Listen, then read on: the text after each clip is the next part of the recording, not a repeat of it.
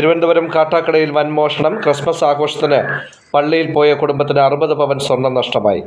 കാട്ടാക്കട കട്ടക്കോട് കൊറ്റംകുഴി തൊഴുക്കൽക്കോണം പ്രദേശത്താണ് മോഷണം നടന്നത്. കട്ടക്കോട് സ്വദേശിയായ ഷൈൻകുമാറിന്റെ വീട്ടിലാണ് ഇന്നലെ വൈകുന്നേരം 6 മണിക്കും രാത്രി 9 മണിക്കും ഇടയിൽ മോഷണം നടന്നത്.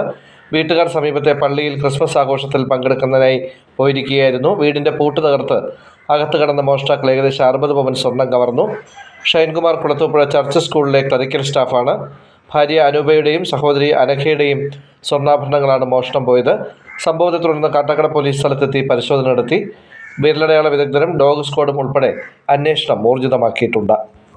ഈ സംഭവം എന്ന് പറയുന്നത് ഞങ്ങളുടെ നാടിനെ സംബന്ധിച്ചിടത്തോളം ഏറ്റവും ഭയാനകരമായിട്ടുള്ള ഒരു സംഭവമായിട്ട് ഞങ്ങൾക്ക് ഫീൽ ചെയ്യുകയാണ്. മറ്റൊന്നും കൊണ്ടല്ല, ഈ ഒരു സംഭവം നടന്ന സമയമാണ്. പൊതുവിൽ നമുക്കറിയാം, മോഷണം എന്ന് പറയുന്നതൊക്കെ ഞങ്ങൾ കേൾക്കുന്നതും ഇവിടെ പറയപ്പെടുന്നതും അർദ്ധരാത്രിയുടെ മറവിൽ നടക്കുന്നതാണ്. പക്ഷെ ഇത് 7 മണിക്കും 9 മണിക്കും ഇടയിൽ ഇത്തരം ഒരു സംഭവം ഉണ്ടായതെന്ന് പറയുന്നത് ഈ പ്രദേശവാസികളെ സംബന്ധിച്ചിടത്തോളം, അതിലുപരി കട്ടക്കോട് നിവാസികൾക്ക് ഏറെ ആശങ്ക ഉളവാക്കുന്ന ഒരു സംഭവമായിട്ട് മാറിയിരിക്കുകയാണ്.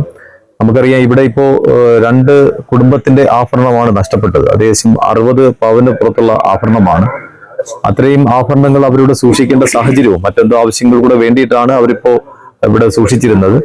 അത് അവർ പള്ളിയിൽ പോകുന്ന സമയം, ഞങ്ങളുടെ ഈ സംഭവം നടന്ന സ്ഥലത്തിന്റെ പ്രത്യേകത എന്ന് പറയുന്നത്, സമീപത്തൊരു മലങ്കര ദേവാലയമുണ്ട്. ആ ദേവാലയത്തിൽ ക്രിസ്മസിനോടനുബന്ധിച്ചുള്ള ചടങ്ങുകൾ വൈകിട്ട് 7 മണിക്കും തുടങ്ങി 9 മണിക്കകത്ത് അവസാനിക്കുന്ന രീതിയിലത്തേക്കായിരുന്നു. അപ്പോൾ അത്തരം കാര്യങ്ങളൊക്കെ ഇതൊക്കെ ഒരു വ്യക്തമായി അറിയുന്ന രീതിയിലത്തേക്കാണെന്നാണ് ഞങ്ങൾ പ്രദേശവാസികളും നാട്ടുകാരുടെയൊക്കെ ഒരു ബോധ്യം.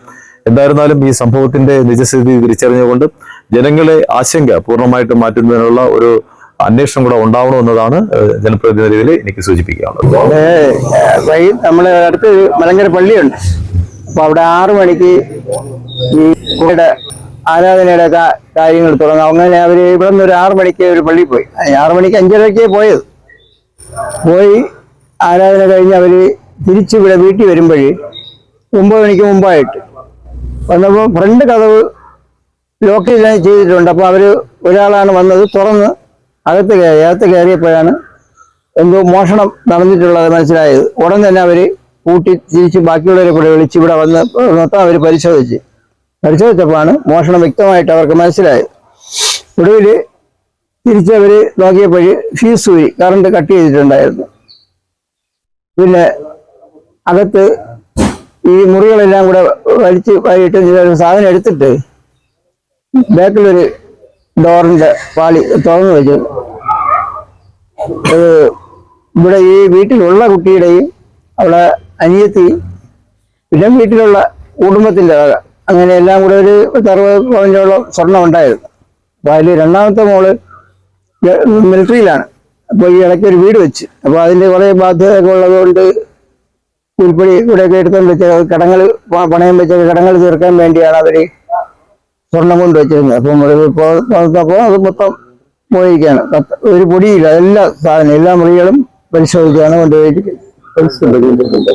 പൈസ ക്യാഷായിട്ടൊന്നും ഇല്ല.